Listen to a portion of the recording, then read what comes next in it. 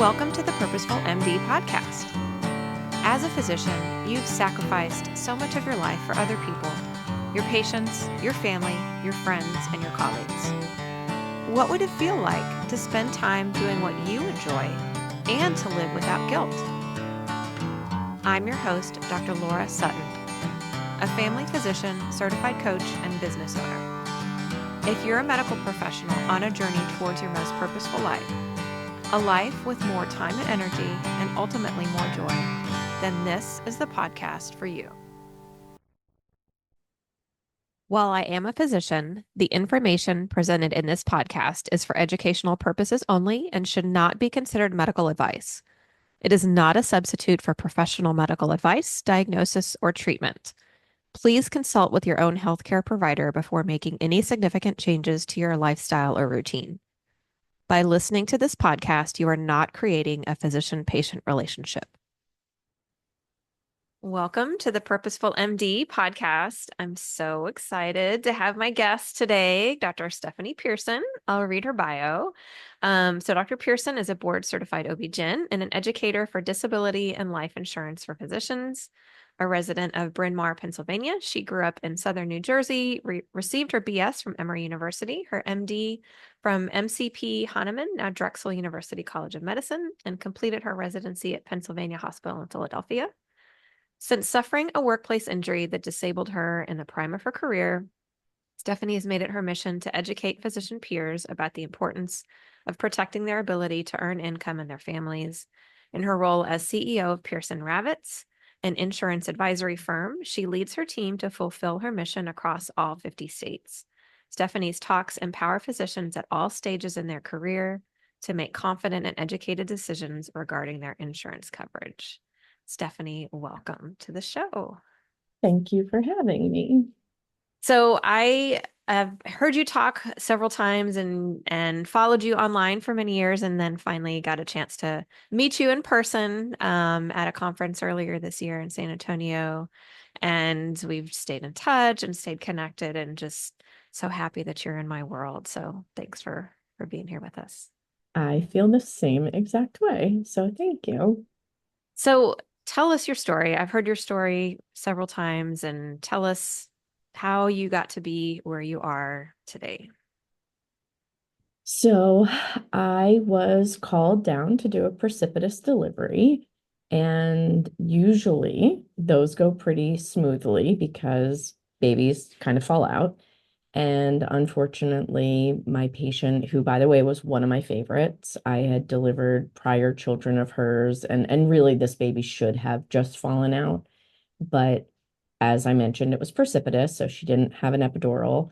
She was kind of climbing up the bed. And, after all, it's called labor, not a walk in the park. And so I have been known in the past to raise my voice and try to get mom's focus so that we can have a happy, healthy delivery. And I don't want anyone getting hurt. And I looked down as I was speaking with my patient, and the baby's heart rate dropped into the 40s, but the head was right there. Like I literally needed her to push maybe twice. And we just couldn't get her to concentrate. And so I had 6 nurses in the room with me holding her legs. She was much bigger than I am. And as I put the vacuum on the baby's head to help guide it out, the first kick came straight to my brachial plexus. My left arm went numb. I started to cry. I thought I was doing myself a favor by turning my body. And unfortunately, as I got the widest part of the baby's abdomen out, I got kicked a second time, but it was across my shoulder. She actually knocked 2 of my nurses against the wall.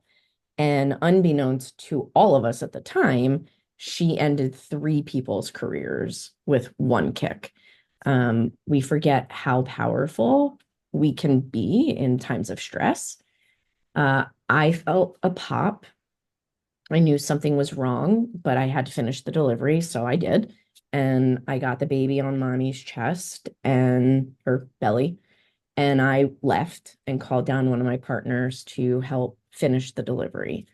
fast forward, my first orthopedist told me that I had torn my labrum in my left shoulder, but he used not a very nice word, and basically told me not to be this, that professional baseball pitchers pitched with torn labrums, so I should be able to do my job.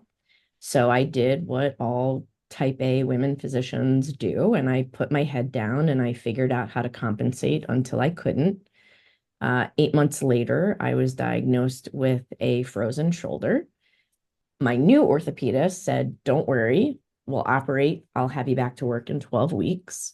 And I woke up with him sitting at the end of my bed, and I knew something was not right. Mm. And he basically said it looked like a bomb went off in my shoulder, that he was not convinced that I would get full range of motion back, and that I probably was finished as an OB-GYN. I have considerable range of motion deficits and nerve damage in my left arm. I have not been cleared to do OB or operate, and it's been 11 years and 3.5 months, not counting. But I learned a lot the hard way about contracts, about insurance, about so many things that I thought I did the right way. And it was really out of sheer ignorance that I made mistakes. And I felt that I had not been properly educated. I really wasn't advocated for, and I felt not serviced either. When I called the guy who sold me my disability policy and life policy, he was basically golfing and like couldn't be bothered. And he said, "It's between you and the carrier at this point." And he's not wrong, but there were things that he could have done to help prepare me, to help alleviate some of the stress. And that's part of what's driven my passion to do what I do now. Yeah. Oh, I've heard your story before. It's just as heartbreaking. I'm so sorry that that happened to you.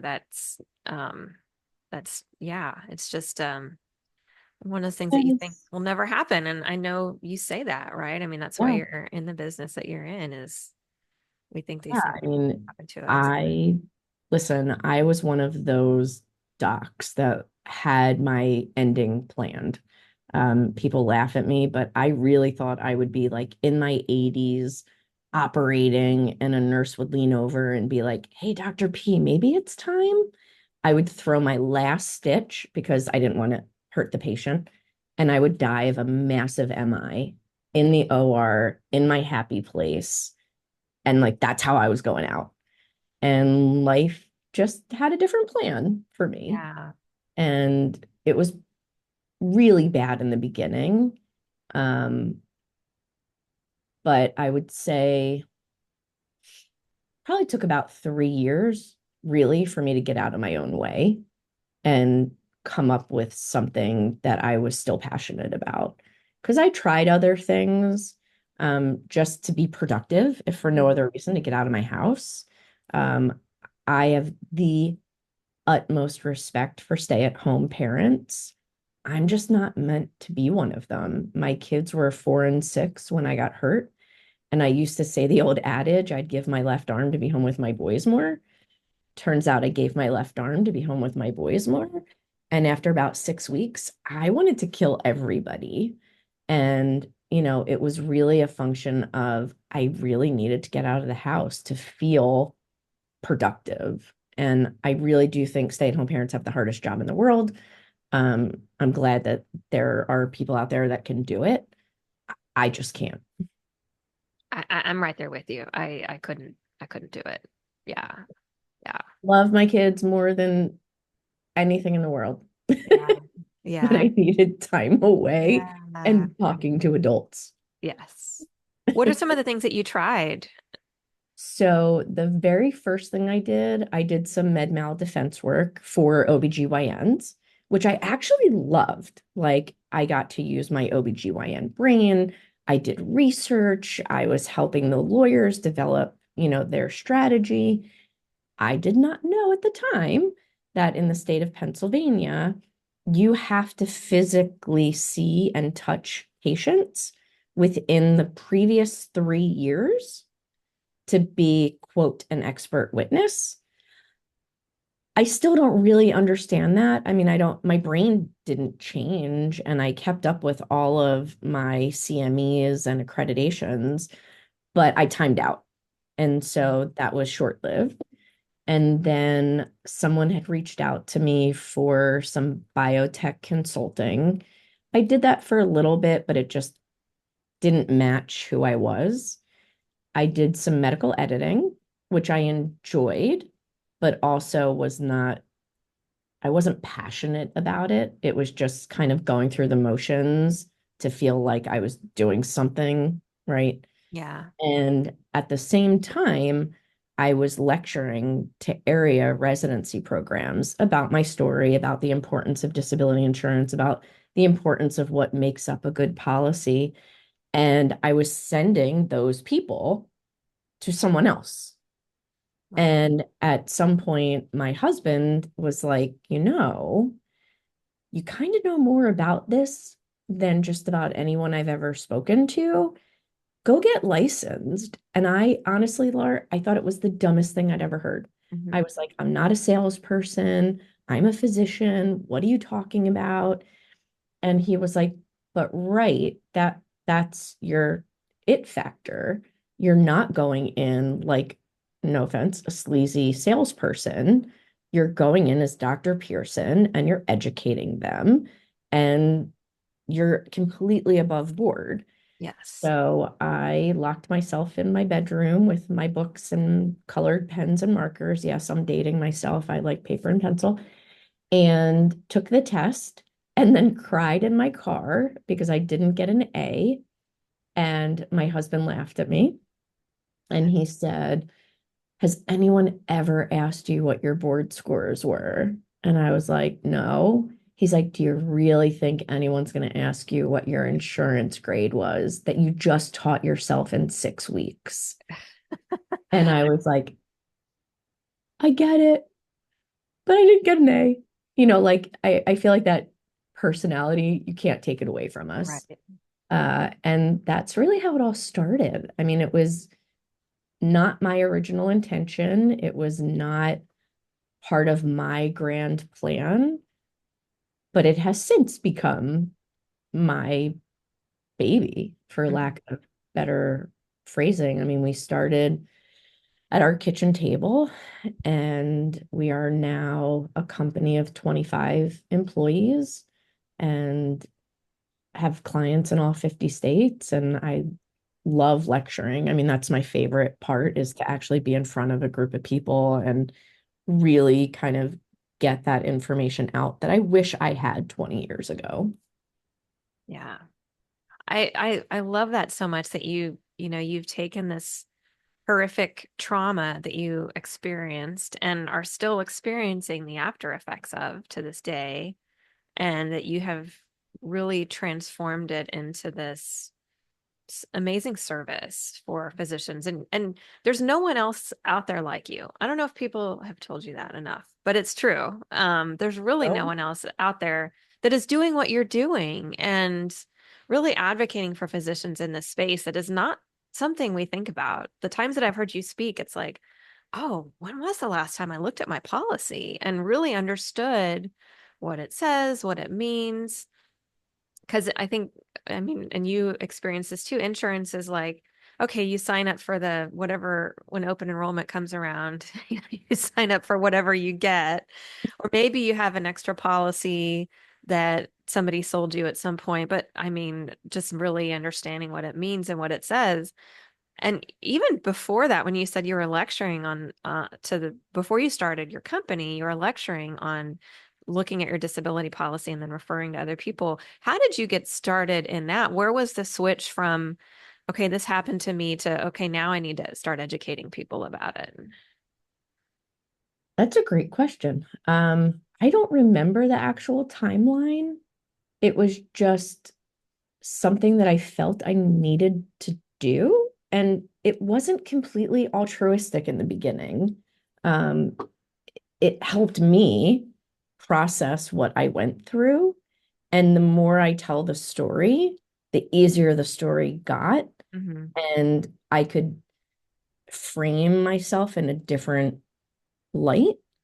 Um, and as far as who I was referring to, my current business partner, we have a weird small world connection. He helped me when my broker didn't. Mm. Turns out I grew up with his cousins. I've delivered some of their babies. He's been tailgating at the Eagles games with my brothers for years and years and years. And through a weird, web, we got connected. And, you know, I am nothing if not incredibly loyal. And so once he helped me, I was like, okay, well, I'll send everybody to you. Right. And then it was kind of like, wait a minute, I'm making him a lot of money and I'm not. And that was kind of where my husband came in and was like, okay, look, I know you want to live a life of service, and I know that this means a lot to you. But oh, by the way, it would be nice if you could get paid for what you're doing instead of doing kind of his work for him. Yeah. Um, and he was part of a different firm. And then, while I was starting my stuff at our house, we were still communicating and we were still kind of sharing clients and lectures and all of those things. And then once we realized that we were onto something, it was kind of time to, shit or get off the pot. Hmm. And that's when he decided to leave the company that he'd been with for over a decade to start with us. Hmm. And so we just turned 7 in June of this year, which is kind of cool because we're not technically a startup anymore. Yeah. And, you know, there's some crazy number about how many startups fail.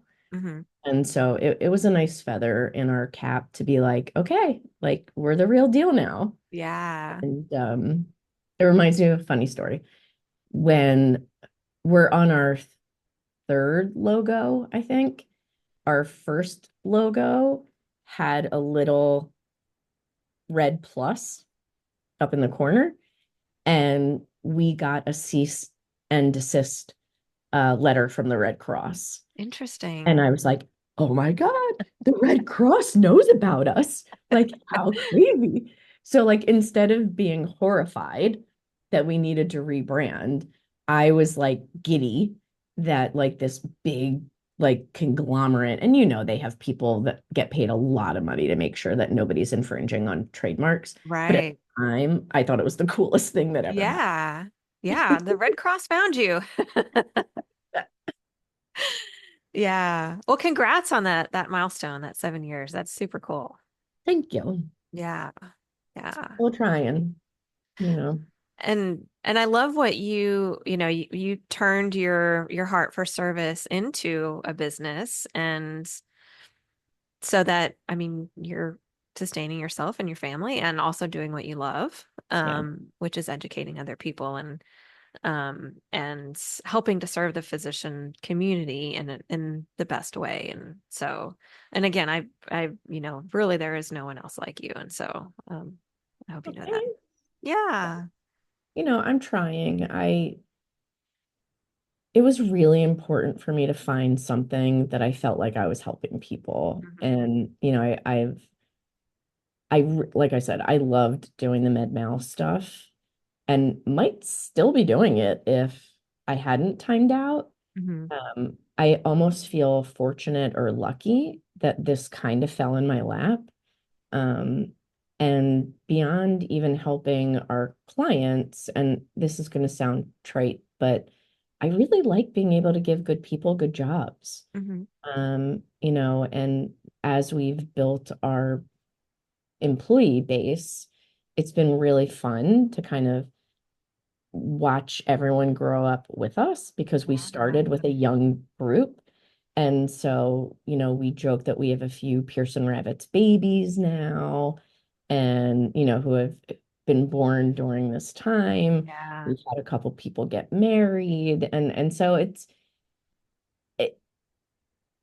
I know the current thinking is that businesses shouldn't be like a family, they should be like a sports team.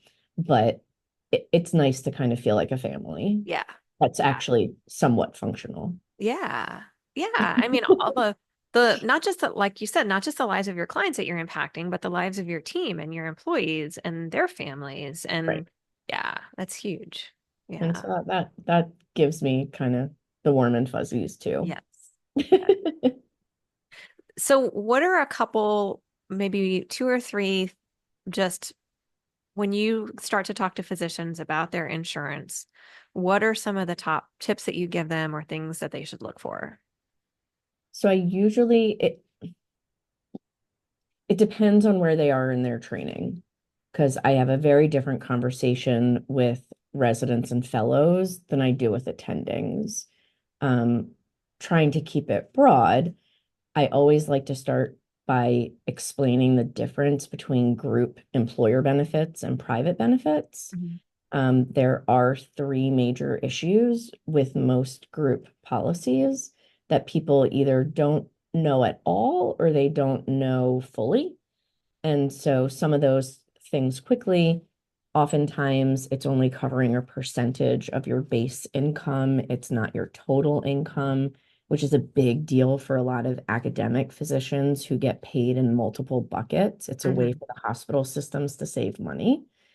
There's often a maximum benefit a month. So, you're making a remarkable income, and all of a sudden you find out that your group benefit maxes out at $5,000 a month. That's not actually 50 or 60% of your income. Mhm. It gets taxed if your employer's paying for it, which a Mhm. lot of people don't realize. There's no, I shouldn't say there's no, most of the time, it's employment dependent. So Mhm. you leave a job, you're not taking it with you. And most importantly, there's no standardization of language in insurance, which is infuriating. Mhm. And so companies can use the same phrasing and define it differently, or different phrases and define it similarly. So, you might hear, oh my God, everything has to be an own occupation policy. And you look at this group benefit and it says own occupation, but then you actually read the document, which, by the way, your employer doesn't have to give it to you. You have to ask for it. To your point, it's usually one line on your Mhm. open enrollment packet and you check a box, Right. right? And you get this document, and then it'll say that maybe it's own occupation for 2 years, and then it switches to any occupation. Mhm. Or you read, on page 55, it says that the way that they define own occupation is what's called held to the national economy or the local labor market. It's not specific to what one employee does at one employer site. And Mhm. that may not sound like a big deal, but it's huge. It allows the carriers to throw this really wide net that says this is what you would, could, should be able to do based on your training, education, and skill set. And within any field, if we put 100 docs up against the wall, they're not doing the same thing. They're Right. not earning the same amount. You know, there's so many variations with how we practice and how we earn income. And to be told, you should be able to do this, or we know that you can do this, right? And most of the group benefits will define total disability as the inability to do your job and not be gainfully employed. Mhm. So remember our conversation a few minutes ago about stay at home Right. parenting versus not. You don't want to have to worry about losing any or all of your benefit while you're trying to figure out how to be a productive member of society. Right. So there are a lot of issues with these group policies, and oftentimes that's kind of the first thing people will say to me is, "Oh, I have it through work, I'm fine." Mhm. And then I get to be in this really unenviable position of pointing out all of the weaknesses in the policy.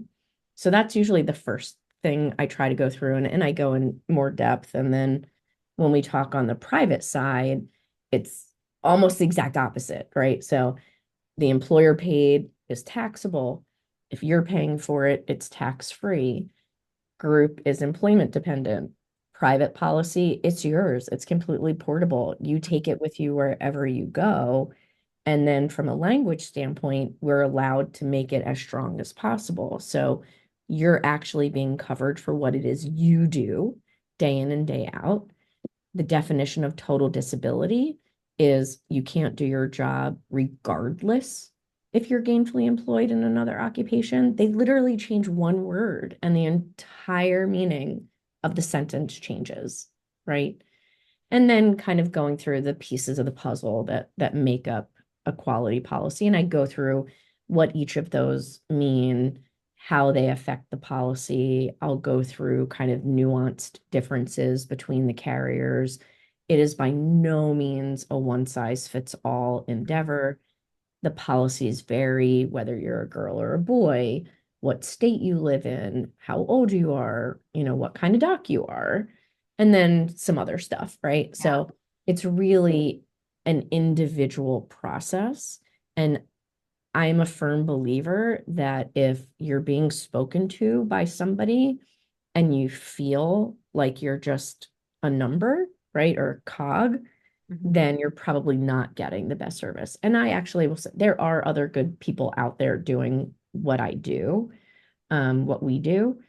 But I always tell people trust your gut. Mm-hmm. It's just admittedly, sometimes our guts don't really know because we don't know what we don't know. Right. Yeah. And that's really been my aim, is to try to get this information out so that even if someone's not working with us, they're at least prepared in a way that I wasn't, so Yeah. that hopefully they don't get taken advantage of. Yeah. Yeah. That's so beautiful about just raising awareness. Because like you said, a lot of us just, oh yeah, I've got my group Right. policy and so I'm good. Um, so even just kind of starting to ask the questions about what does my group policy include? What does it not include? Right. How can I better cover myself and make sure I'm protected and my family's protected? I mean, even what your examples of ONOC within any given specialty is just like you said, it's going to vary Mm-hmm. wildly. Yes. Um, so yeah, I think highlighting that is so important. So important. Yeah. And I'll tell you, getting companies, hospital systems to give you the actual document is sometimes like pulling hair out. Yeah. Sometimes you've got to go back a couple of times because they either don't know what you're really asking for, Hmm. or they don't understand it themselves, Hmm. right? And so a lot of times people ask and they just get sent like a one-page summary, which might give you the numbers, but it doesn't give you the fine details. Hmm. And this is one of those where the fine details really make or break a policy. Yeah. Oh, that's heartbreaking. That's heartbreaking.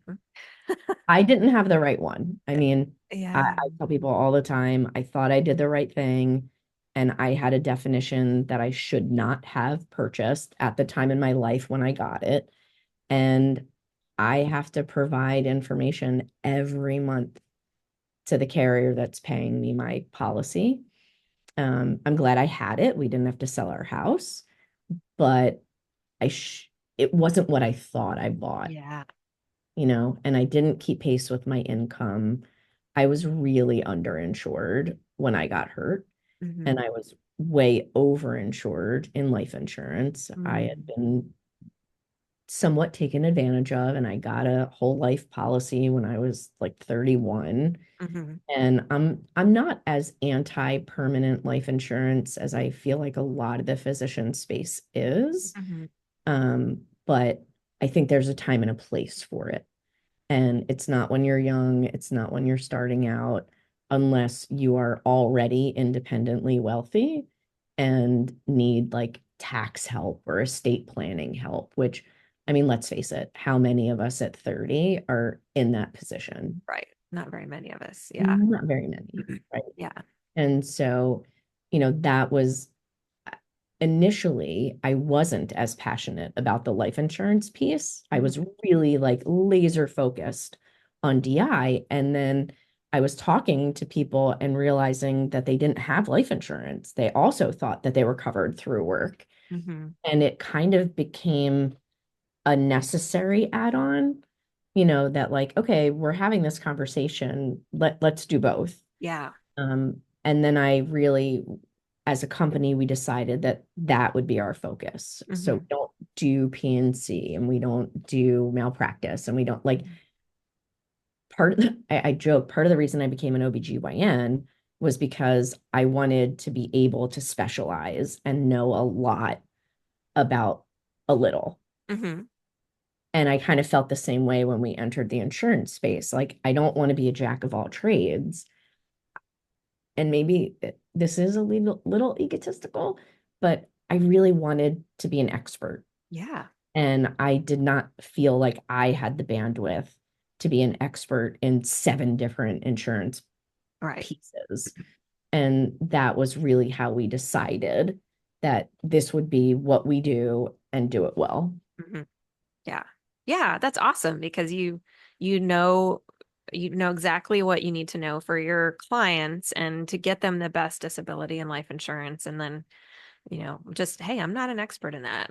I'm not an expert in auto or, malpractice or any of that. It's, Right. very well what you do know. And I think that's really important. Well, Yeah. thanks. Well, how are you doing now related to your injury? Um, I have chronic pain issues. I am acutely aware that I have a left shoulder and arm, um, which is sometimes funny. Like, I equate it to people getting earrings, right? Like when you first get your earrings, you're really aware that you have something in your ear. And Hmm. eventually you have to go like, put your finger up to your ear to realize that you have an earring in. Hmm. That beginning feeling, I still have 11 years later. Hmm. I am a human barometer. I can tell when there's a barometer shift. I can tell when it's going to rain. I can tell when it's going to snow. Uh, I go to physical therapy every Thursday morning at 7 o'clock before I come to work. Um, on a good day, I can get about 100 to 110 degrees of mobility, mobility or motion. So I am still dealing with it every day. Yeah. Um, it's certainly gotten easier. I have figured out adaptability for a lot of things, but there are still things that I can't do that people either take for granted or don't realize. Simple things like when you're at a conference and people say, raise your hand if. Oddly, I woke up. So the injury, I left medicine in 2013.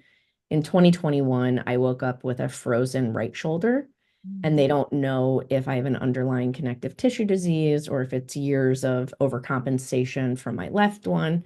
So, for me to raise my hand, it's literally just like from my elbow up Hmm. because I can't raise my arm above my head, right? Running, right? You'd be like, what do you mean you can't run? Your legs are fine. Think about the pounding that your shoulders take Right. when you're running.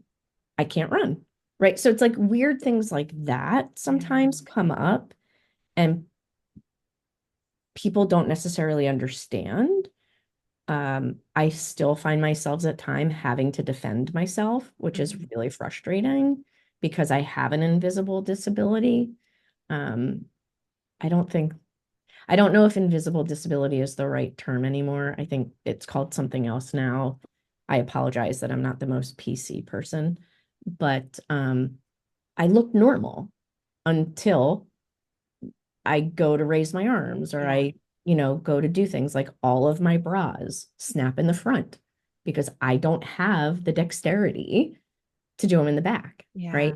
My hair is curly unless I go to the salon because I don't have the dexterity or the strength to blow my hair out. Like, Mhm. these are weird Yeah. things that you don't think about Yeah. that like I still am reminded every day that this happened. But at the same time, I don't consider myself a disabled human. Mhm. I consider myself a disabled OB-GYN. You know, there's a lot that I can still do, and I have a full life. And, would I like to be able to rock climb again? Yeah, I would love it. But not being able to rock climb is not destroying my life. Mhm. Do you know what I mean? Yeah. So that Yeah. may have been a really long answer to a short question. Yeah. No, it's perfect. I mean, I love the outlook, and I imagine it took you some time to get there for sure. This, what can I do versus what can't I do? Yeah. And, I say it all the time, I am better at living because of therapy and pharmacology. Yeah. And it took extensive therapy to get me off the ledge. I mean, at one point, I was suicidal. I wrote letters to my husband and my kids. I thought they were better off with me dead than me alive and disabled because I was so overinsured for life insurance. Depression is a finicky liar, Yeah. you know. Um, it took a while to get out of that place, and I probably could not have done it if my husband was not as supportive as he was. And I do a lot of disabled physician outreach Mhm. work, and I'm one of the lucky ones. I mean, there are a lot of spouses who leave because, quote, it's not what they signed up for, or they're not capable to give the care that they need to give. Um, I really don't know if I'd still be here if he wasn't as supportive as he was Mhm. and continues to be. Yeah. Well, I'm very glad that you're here. Well, thanks. Yes. I And am go ahead. I'm sorry. that I am now. Yeah, me too. Yeah. And yeah, getting the help that you need is just it's you have to. We all have to. We all have to get the help that we need. Yeah. And Yeah. you're doing great work on that front. So Thank you. you're Thank welcome. Well, it's so wonderful to have you. Thank you so much for doing this, for being our guest today. And yeah, where can our listeners find you if they want to reach out to you and learn more? So our website is Pearson Ravitz. P as in Paul, EAR, S as in Sam, O-N as in Nancy, R as in Roger, A as in Apple, V as in Victor, T as in Tom, Z as in Zebra.com. I am Stephanie Pearson on Facebook, LinkedIn, and Instagram. I think I'm more accessible now than I was when I was a clinician. Yeah. Well, thank you. And we'll put all those links in our show notes too. So thank you so much for being here. So good to talk to you. Thank you for having me and keep doing your good work. Thank you. Thank you for watching The Purposeful MD on YouTube. If you like what you see, please like and subscribe. Please also visit www.thepurposefulmd.com for free downloads or to discuss working with me as your coach.